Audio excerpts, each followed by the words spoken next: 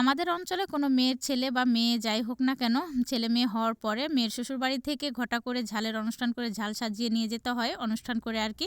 তো যাই হোক আজকে আমাদেরও যেতে হবে, আমার ভাতিজি হয়েছে যেহেতু, তো ঝাল সাজিয়ে নিয়ে যেতে হবে। তো কী দিল আমার বাবা সেই ঝালের অনুষ্ঠানে আর কি।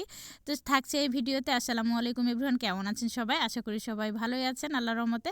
তো চলে আসলাম নতুন আরেকটি ব্লগ ভিডিও নিয়ে। এই তো আমার ভাতিজিকে আজকে ঝাল দিতে যাব। তো অনেক কিছুই সাজানো হয়েছে। এই যে আমাদের অঞ্চলে এটা একটা রিচুয়াল বলা যায়, যেমন বিদায় অনুষ্ঠান করে মেয়েকে ডেলিভারির আগে বিদায় দেওয়া হয়, সেরকমই আর কি বাচ্চা হওয়ার পরে তো অনুষ্ঠান করে আর কি ঝাল, এটাকে আমরা ঝাল বলে থাকি, ঝাল দিতে দেওয়া হয়। তো এই তো সব কিছুই দেওয়া হয় এই আর কি রিচুয়ালের মধ্যে।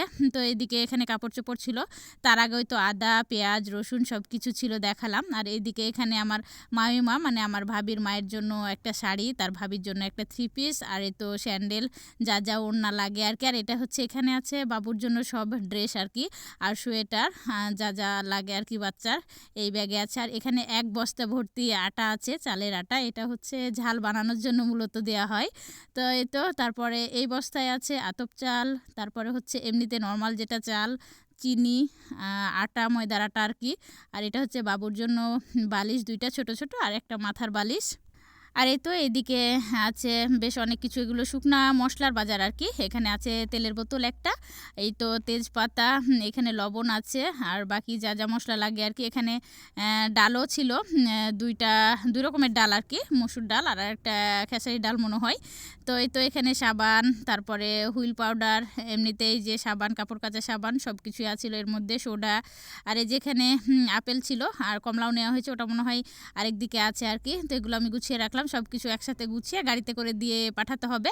আর এই যে দেখেন এদিকে কতগুলা কাঁথা বানিয়েছে আমার আম্মা আর আমার নানি বাবুর জন্য। এটা হচ্ছে লেপ সব নিচেরটা, তারপরে তো তোষক ছিল, গাদলা বলে আর কি, সেগুলো ছিল। আর এই তো এগুলো হচ্ছে কাঁথা, কাঁথা বেশ অনেকগুলা ছিল। তো সব কিছু সাজানো গোছানো হয়ে গেছে। এখন এই তো সকালে নাস্তা করে সবাই মিলে আর কি বেরিয়ে পড়বো, হালকা পাতলা নাস্তা করে। এই যে আগেই গাড়িতে সব কিছু পাঠিয়ে দেওয়া হবে। তো যেহেতু আমার তাও এই বাড়িটা খুব একটা বেশি দূরে না, একদম কাছে, তো সেজন্য আর কি ভ্যান ভাড়া করাই হয়েছে। তো ভ্যানে সব কিছু সাজিয়ে গুছিয়ে তো আমার ছোট ভাই আর আমার ছেলে, ওদেরকে আগে পাঠিয়ে দেওয়া হলো। আর এই তো আমরাও এখন সবাই মিলে রেডি হয়ে গেছি, সবাই মিলে আমরাও চলে যাব। একদম একটুখানি রাস্তা, খুব একটা বেশি দূরে না, পায়ে হেঁটে গেলেও যাওয়া যায়।